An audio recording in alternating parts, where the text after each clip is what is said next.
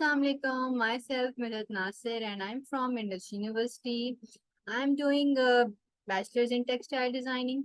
मेरा 4th year है और आज मेरे साथ एक ऐसी पर्सनालिटी है जो कि कामयाब बिजनेसमैन है और वो अपने काम को लेकर भी बहुत पैशनेट है। इनसे हम बात करेंगे और इनसे हम साथ ही साथ इंटरेस्टिंग क्वेश्चंस भी करेंगे।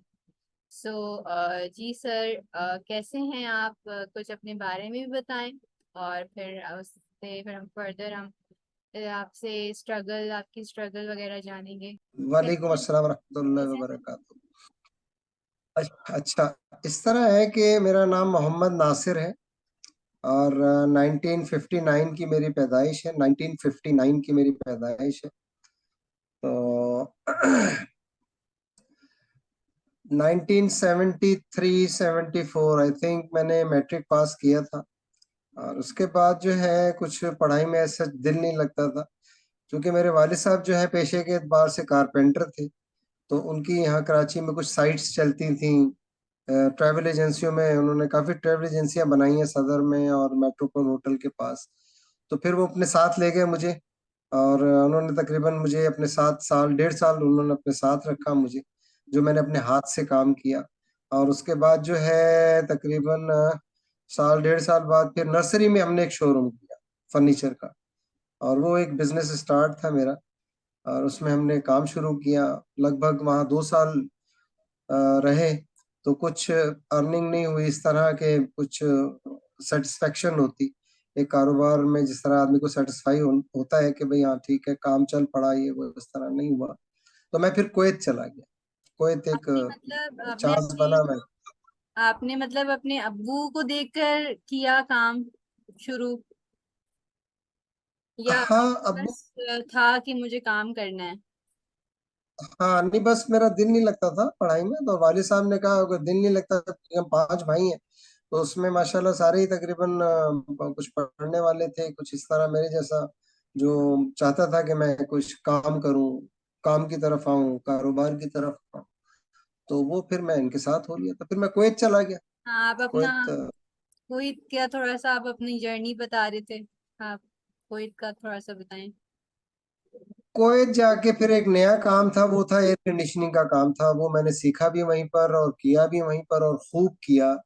और तकरीबन 5 साल, 4-5 साल मैंने कुवैत में गुजारे। फिर इराक, कुवैत इराक की उस वक्त जंग शुरू हो गई थी, कुछ मामला ऐसे खराब हो गए थे, फिर मैं वापस पाकिस्तान आ गया कराची, क्योंकि कराची की ही पैदाइश है मेरी। तो और नाज़िमाबाद में रिहाइश है, आज भी वही यही है। तो कुवैत से आने के बाद फिर दोबारा यहाँ पर जो कि एक वालिद साहब ने शॉप ली हुई थी, एक दुकान खरीदी हुई थी वालिद साहब ने, ये हसन स्क्वायर पे शॉप थी है। तो वहां पर आके मैंने अपना कारोबार शुरू किया और थोड़ा बहुत जो जमा पूंजी वहां से मैं बचा के लाया था या कमा के लाया था, मेहनत करके लाया था, मैंने उसको आके यहाँ पर अप्लाई किया। उस बिजनेस से एक नया बिजनेस स्टार्ट किया और उसको आप कह सकते हैं कि थोड़ी रकम से स्टार्ट किया मैंने उसको। सही सही। तो आपने क्या सोच के आपने मतलब आपकी पहले आपकी सोच क्या थी कि आपने क्या मतलब आपने जैसे आपने बताया कि आपने कुवैत में आपने जो है वो एसी का काम स्टार्ट किया, आपने अभी जैसे बताया। जैसे आप कराची आए तो आपने फिर कराची आके क्या देखा कि मतलब मुझे आके यहाँ पे क्या करना चाहिए कि जिससे मतलब एक तो होता है ना कि आपकी ऑडियंस जो आपकी पब्लिक होती है कि रिक्वायरमेंट्स होती हैं उनकी कोई जैसे आपने क्या फिर यहाँ पे क्या सोचा ऐसा कि मुझे ये करना चाहिए तो जो मेरी अर्निंग अच्छी हो, मार्केट में ऐसा क्या लाना काम चाहिए करने मुझे? काम करने के लिए तो बहुत था, चूंकि मेरे पास एक अलग सा हुनर आ गया था एयर कंडीशनिंग का। उसके अंदर आप जब कोई भी आप इस तरह का काम करते हैं तो उसमें बहुत सारी एसेसरीज आ जाती हैं, फ्रिज भी आ जाता है उसके अंदर, वॉशिंग मशीन भी आ जाती। तो कुवैत से आने के बाद ये भी मैं कर सकता था, लेकिन चूंकि हमारे वालिद साहब ने एक शॉप ली हुई थी वो फर्नीचर की मार्केट में ही थी। फर्नीचर में ही तो करते फिर हैं। वो मेरा ध्यान, जी हाँ, फिर मेरा वो ध्यान उसी तरफ गया। और चूंकि मैंने बताया कि मैं वहां से कुछ एक छोटी सी जमा पूंजी जमा करके लाया था, लेकिन मैंने बिजनेस जो स्टार्ट किया वो नया बिजनेस था, वो था इम्पोर्टेड फर्नीचर। ओके। उस जमाने में 1980, हाँ 1984 में इटली का फर्नीचर आता था और ताइवान का फर्नीचर आता था। तो वो मैंने स्टार्ट लिया, और वो जो छोटी अमाउंट थी वो 24,000 रुपीज मेरे पास थी, 24,000 रुपये। उस वक्त 24,000 भी बहुत होते थे। उससे मैंने एक स्टार्ट लिया, और जिनके साथ मैंने शुरू किया लेन देन। बस ये एक बहुत इंपॉर्टेंट होता है बिजनेसमैन के लिए कि अपने लेन देन को बिल्कुल ईमानदारी से करे, दे के भी रहे। और अगर किसी से माल उठाया है, किसी से लिया है, और अगर उसने कोई टाइम दिया है तो उसको टाइम पे उसकी पेमेंट होनी चाहिए। लेन देन में, कारोबार में ये इतना इम्पोर्टेंट हिस्सा है कि अगर ये चीज अगर आपकी कामयाब रही तो आप एक अच्छा कारोबारी आदमी आदमी मतलब आप एक अच्छे कारोबारी आदमी कहला सकते हैं। बिल्कुल। और हाँ, इसमें पेचीदियां भी होती हैं, बहुत सारी सही है। पेचीदियां भी होती हैं वक्त तो के साथ साथ। तो सर आपने तो अपना सारा अपनी जर्नी आपने बता दी शुरू से लेकर अभी जैसे, तो अभी आप कुछ है, उसमें, अभी कुछ है हाँ बाकी है। चलें अभी आप बताएं और बताएं, लेकिन मैं पूछना चाह रही हूँ कि अभी तक जो आपने जितना भी किया तो उसमें आपने कोई चैलेंजेस फेस किए हों ऐसे, आप बताना चाहेंगे? चैलेंजेस जो है वो मतलब यही होता है कि एक आदमी जब स्टार्ट लेता है किसी भी बिजनेस को, तो हमारे बुजुर्ग कहते हैं कि एक साल हट्टी यानी एक साल दुकान, अ, अ, और दूसरे साल चट्टी, चाटना कहते हैं दूसरे साल। और तीसरे साल कहते हैं खट्टी, यानी हट्टी, चट्टी और खट्टी। यानी एक साल दुकान बनाई, दूसरे साल उसको चाटना शुरू किया, यानी उस प्रॉफिट को सिर्फ आटे नम जैसे आटे में नमक डालते हैं। और फिर तीसरा साल जो होता है ना, वो कमाई का होता है, साल शुरू हो जाता है यानी। और ये बिल्कुल इसी तरीके से होता है नए शॉपकीपर के लिए। लेकिन चैलेंजेस में यही चीज होती है कि बर्दाश्त करनी पड़ती है, बहुत सारी बातें बर्दाश्त करनी पड़ती हैं। कस्टमर आ रहा है, जा रहा है, कुछ कस्टमर तेज तरार भी होते हैं। लेकिन आपको स्माइल पास करनी है, अपने कस्टमर को स्माइल देनी है, आपके कस्टमर को हंस के बात करनी है, एक आपने इखलाक से उससे बात करनी है। कस्टमर आपका बनता ही जब है जब आप उससे इखलाक से बात करेंगे। वो ले ना ले, ये रब का निजाम है, लेकिन आपने अपने कस्टमर से इखलाक से बात करनी है। वो आपसे अगर इखलाक आपका ले जाएगा ना, तो ये समझ लें कि ये आपका प्रॉफिट है। अच्छा, चैलेंजेस ये होते हैं कि कई कारोबार ऐसे जब आप शुरू करने के लिए जाते हैं, तो गवर्नमेंट के महकमे जो है ना, वो आना शुरू हो जाते हैं। अभी हमने कारोबार शुरू भी नहीं किया होता, अर्न शुरू नहीं हुआ होता, प्रॉफिट शुरू भी नहीं हुआ होता, तो लेबर डिपार्टमेंट के आ जाएंगे, ट्रेड लाइसेंस वाले आ जाएंगे, बोर्ड वाले आ जाएंगे, आपके पास जीएसटी वाले आ जाएंगे, इनकम टैक्स वाले आ जाएंगे, और दीगर जो है मामला। और उस जमाने में तो और बहुत सारे लोग जैसे भत्ताखोर भी आते थे, तो बड़ा एक मामला इस तरह के ये चैलेंजेस होते हैं जिनको फिर आहिस्ता आहिस्ता फेस करना पड़ता है, और वो आदमी इसका आदी भी हो जाता है, और फिर ये मामला चल भी पड़ते हैं। लेकिन मेन जूस जो है कारोबार करने का, वही है लेन देन आप अच्छा करें। बिल्कुल। आपने जिसका देना है दे के रखें, हैं, और ऑनेस्ट रहें आप, अपने कस्टमर के साथ ऑनेस्ट रहें। जो भी ऑर्डर लिया है आपने, वो आप उसको टाइम बिफोर टाइम दें उसको। उसको ये ना कहें जी आज ये हो गया वो हो गया, और फिर इस तरह किसी के ऑर्डर को आप लटकाएं ना। अपने अपनी जबान पे कायम रहें और अपने काम को लेके इसी तरह चलेंगे तो ये कामयाबी की तरफ आप, यानी एक कदम ही है आपका, फिर आप कामयाबी कामयाब। बिल्कुल मैंने ये चीज वैसे मैंने भी ये चीज देखी है कि अगर कस्टमर को अगर आपका बिहेवियर नहीं समझ में आता या कुछ ऐसी चीजें हो जाती हैं, तो फिर वो कहीं और जाता है, तो वो एक होता है ना कि वो फिर आप उसमें आ जाते हो, लाइक आप आपकी वो फिर दूसरे मार्केट में जाके बुराई करते हैं कि जी इस तरह से, तो वो आप आपका वो कस्टमर हैप्पी कस्टमर नहीं रहता अगर आपका बिहेवियर सही नहीं रहता। ये चीज हम भी नोट करते हैं, हम एज अ स्टूडेंट हम भी जब मार्केट जाते हैं या कुछ देखते ही हैं, नॉर्मल पर्सन जब जाता है तो। खैर, तो आप क्या जैसे आपने बताया कि आपने 24,000 आपने जमा किए थे, वो आपकी इन्वेस्टमेंट थी, वो हम इन्वेस्टमेंट में काउंट करेंगे ये रिक्वायरमेंट होती है एक बिजनेस स्टार्ट करने के लिए, लाइक आपने बस इतनी अमाउंट आपने आप कर सके थे, या इतनी रिक्वायरमेंट होती है बिजनेस स्टार्ट नहीं, करने रिक्वायरमेंट तो खैर पैसों की ज्यादा होती है, लेकिन ज्यादा? चूंकि मेरे पास कैपिटल था उसको मैंने टर्नओवर किया ना।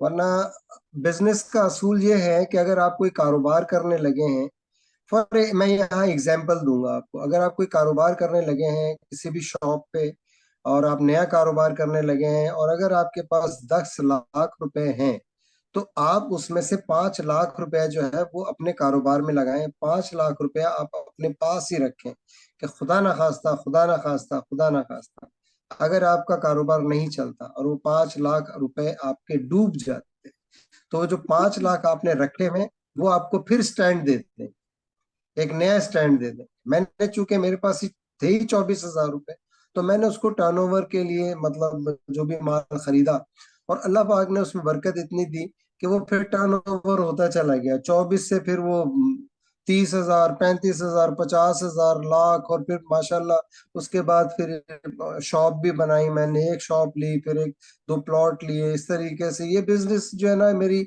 मुझे सिर्फ और सिर्फ ये आज भी महसूस होता है इस बात को कि मैं ऑनेस्ट था। लेन देन में मैं बिल्कुल क्लियर था। मैंने लाखों का काम किया है, लाखों दिए हैं, लाखों लिए हैं, लेकिन ईमानदारी से दिए हैं। आज तक मेरे पास कोई ऐसा नहीं आता आदमी कि जी मेरे पेमेंट नहीं दी, मेरे पैसे नहीं दिए। अल्हम्दुलिल्लाह, अल्हम्दुलिल्लाह। बस ये कारोबार की, और एक अच्छे कारोबार के लिए आपको ऑनेस्ट, बस हम्म। ऑनेस्ट होना बहुत जरूरी आप ठीक है, बिल्कुल सही है सर। तो आपने आपने जो है एक और फील्ड में भी तो काम किया हुआ है, लाइक फैब्रिक पे भी तो काम किया हुआ है, कर्टन्स का। वो थोड़ी सी जर्नी है। हाँ, बताएं। जिक्र किया। आपने जिक्र मैंने किया था। हाँ, वो इस तरह कि फिर जब फर्नीचर का काम वो काफी माशाल्लाह रेल पे हो गए। 10 साल मैंने काम किया, 10-12 साल 1984 के बाद। और फिर उसके बाद हमारी चूंकि मार्केट पहले फर्नीचर की थी, फिर आहिस्ता आहिस्ता उसमें कर्टन्स की शॉप्स खुल गई। और अब वो कस्टमर जो है हमारे कर्टन के भी आने लग गए ज्यादा, माशाल्लाह माशाल्लाह। तो फिर उसी जैसे कहते हैं ना, दरिया का बहाव जिस तरफ हो तो उस बहाव से ही चलना चाहिए, उसके अगेंस्ट नहीं चलना चाहिए। तो मेरे फर्नीचर के कस्टमर तो अपनी जगह थे ही। तो फिर हमने भी कर्टन का काम शुरू कर दिया, यानी कर्टन क्लॉथ। फैसलाबाद से माशाल्लाह बहुत माल आता था। और फिर हमने पर्दों का काम शुरू किया, वो भी हमने बहुत अच्छा किया। बहुत अल्लाह का बड़ा करम है। लेन देन बस वहां पर भी लें, यानी जिसका जो देना है वो देना है, वक्त पे देना है। तो वो इसमें भी कामयाबी अल्लाह पाक ने दी, हमें बहुत कामयाबी थी। वो तकरीबन कर्टन का काम हमने कोई, ये भी 10-11 साल मैंने चलाया, ज्यादा ही चलाया होगा इससे। तो आज फिर मैं जो काम कर रहा हूँ फर्नीचर का काम कर रहा हूँ दोबारा। सही तो सही। ये मतलब आप कारोबार करने के लिए जो है ना, ठीक है, हैंडसम अमाउंट भी चाहिए। आजकल तो हैंडसम अमाउंट के बगैर काम नहीं कर सकते। बिल्कुल। थोड़ी अमाउंट से तो आप काम कर ही नहीं सकते। ठीक है। तो आपने जैसे बताया कि आपने पहले एसी एसी के उसमें चले गए आप, फिर आपने बताया कि आप फर्नीचर की तरफ आ गए, फिर आप आ गए कर्टन। कर्टन्स की तरफ आ गए। तो ये आप डिफरेंट डिफरेंट फील्ड में आपने काम किया। तो आप थोड़ा सा ये बताएंगे कि आपको फायदा फायदे और नुकसान का थोड़ा सा बताएं, इसमें कोई ऐसी चीज कि आपने डिफरेंट फील्ड में काम किया, डिफरेंट फील्ड्स में काम किया, तो कुछ नुकसानात भी होंगे, हाँ हाँ। कुछ बहुत सारे फायदे भी हुए होंगे आपको। थोड़ा सा इस चीज को इन शॉर्ट बताएं थोड़ा सा। हाँ, इसमें इसमें इस तरह होता है कि जैसे आप अगर कोई, शॉर्ट फॉर्म में मैं बताता हूँ कि अगर आप हैं और आपको फील होता है कि ये एक महीना सही नहीं गया, दूसरा महीना सही नहीं गया, तीसरा महीना सही नहीं गया, और आप ऊपर जाने की बजाय थोड़ा सा आप डाउन की तरह, कई ऐसे हजरात होते हैं दुकान में, वो फिर आहिस्ता आहिस्ता उनके ऊपर कर्जा चढ़ना शुरू हो जाता है। और वो कर्जा किसका होता है? या तो वो अगर कोई किराए की दुकान है तो उसका कर्जा शुरू हो जाता है, या फिर जो कारखानेदार होते हैं उनके सामान को, कई हैं दुकानदार ऐसे, जो सामान बेच देते हैं उनका पैसा खा जाते हैं, और फिर वो बेचारे एक मतलब एक गलत काम शुरू हो जाता है। गलत काम से मुराद मेरी यही है कि उनका पैसा खा जाना, और फिर उसके बाद बेबरकती शुरू हो जाती है दूसरे मायनों में। तो जब आप देखें कि आपको थोड़ा सा फील हो रहा है कि हाँ, या बिजनेस जो है थोड़ा सा स्लो हो रहा है, कुछ मामलात हैं, तो आप कोशिश करें कॉल की तरह जब जा रहे हैं ना, या तो उसको बिजनेस को स्टॉप कर दें, आप शिफ्ट हो जाए किसी और कारोबार की तरफ। कोशिश करें कि देखें आप अब इस वक्त रिक्वायरमेंट क्या है, तो उस तरफ आप शिफ्ट हो जाए। अब चूंकि मेरे पास थोड़ा एक्सपीरियंस था, कर्टन्स का भी अल्लाह पाक ने एक्सपीरियंस हम्म। इतना दे दिया था कि हमारे पास 3 4 था मेरे हाथ में, फर्नीचर का, सेल मैनेजर का, मतलब ये सारा। तो उसमें ये था कि मेरे पास शिफ्ट होने में मुझे कोई प्रॉब्लम नहीं थी। लेकिन जो भी नए लोग कारोबार करने के लिए आते हैं, उनके लिए बस यही है कि उनका सोच समझ के इस तरफ आए, अगर आए तो। बाकी सही। नुकसान तो अल्लाह की तरफ से होता है, बट इंसान को अल्लाह पाक ने अकल सलीम अता फरमाई है, उसको इस्तेमाल करे तो इंशाल्लाह कामयाब होगा। सही है। ठीक है। आपने मतलब आपने काफी एक्सपीरियंस किया है लोगों, आप लोगों लोगों डिफरेंट डिफरेंट लोगों से आपका वास्ता पड़ता था और सारी चीजें, इतने एक्सपीरियंसेस आपके, आपने बहुत सारी चीजें एक्सपीरियंस की हैं। तो उसी हवाले से जैसे अभी हम जैसे यंग जनरेशन है, हम जैसे अपना बिजनेस स्टार्ट करना चाहते हैं, मतलब आप ऐसी उनको हम जैसों को क्या क्या एडवाइस देना चाहेंगे, हम मतलब अपना बिजनेस स्टार्ट करें, ऐसी क्या एडवाइस देंगे?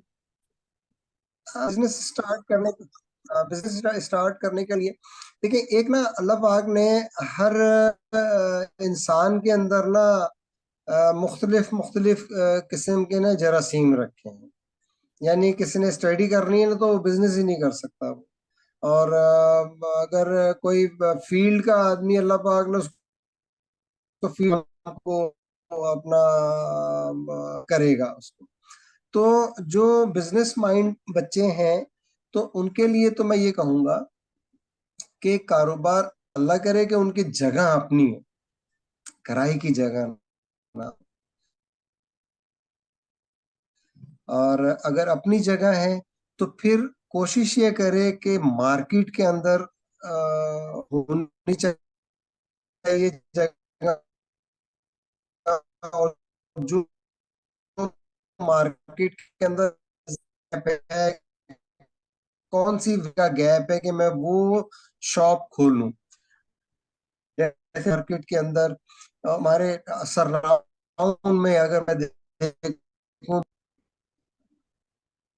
हाँ जी, तो आप एडवाइस दे रहे थे यंग जनरेशन को, जैसे कि मैंने पूछा आपसे कि आपने अपने पूरे अपनी जो जर्नी, अपना करियर बताया अपने बिजनेस के हवाले से, तो एक्सपीरियंसेस जो आपने ये सारा कुछ उस हवाले से अब आप यंग जनरेशन को क्या एडवाइस देंगे कि किस तरह से वो बिजनेस को लेकर चलें, हम जैसे स्टार्ट करना चाहते हैं जैसे?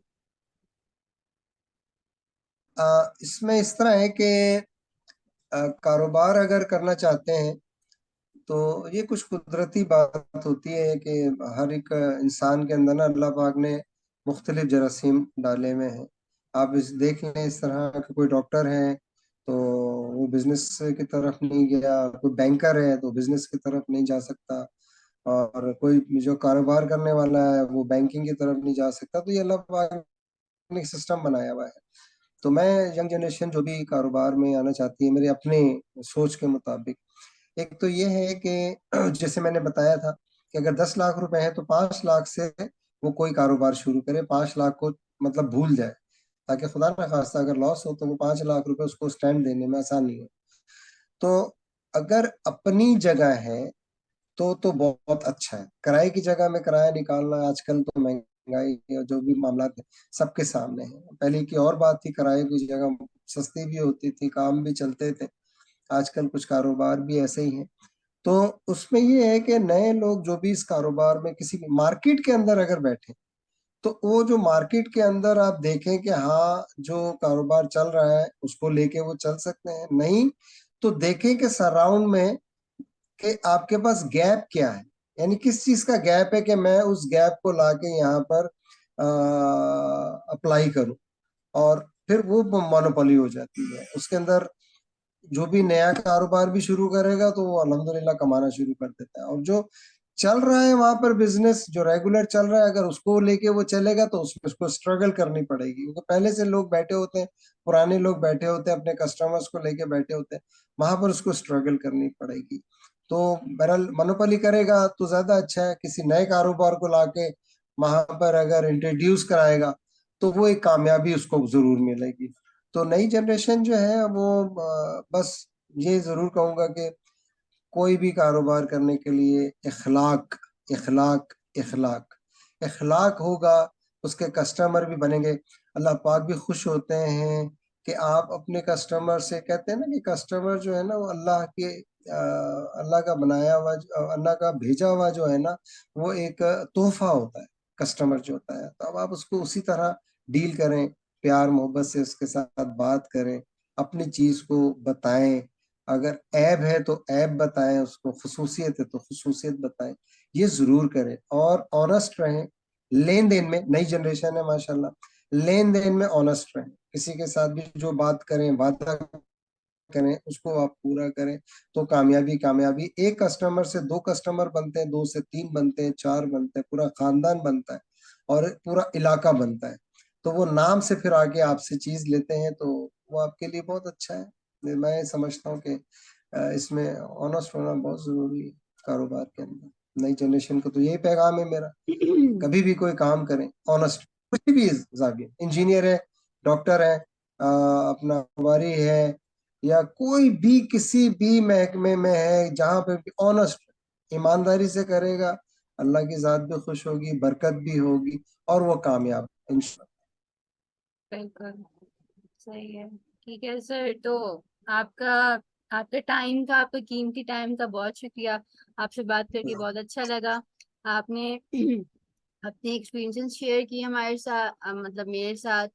तो बल्कि आपने टिप्स बताए, इंशाल्लाह उस पे जरूर कभी इंशाल्लाह मौका मिला स्टार्ट करने का तो ये जरूर चीजें जहन में रहेंगी। और आपसे बात करके बहुत अच्छा लगा। ठीक है जी सर जी, टेक केयर। मुझे भी मुझे भी अच्छा लगा कि मैं भी किसी को इंटरव्यू दूं अपनी जिंदगी के बारे में, और मुझे ये बड़ा अच्छा यूं लग रहा है कि मैंने कुछ पिछली बातें अपनी याद की, आपने याद करवाई मुझे, मेरी मेमोरीज वापस आपने मुझे याद कराई, जो गुजरा हुआ वक्त है तो वो मुझे याद आया, तो मुझे बड़ा अच्छा लगा। अल्लाह जीते रहे आप, बहुत बहुत ठीक है, शुक्रिया आपका भी, ठीक है बहुत सर बहुत। जी, thank you so much. Okay जी, टेक केयर, अल्लाह हाफिज।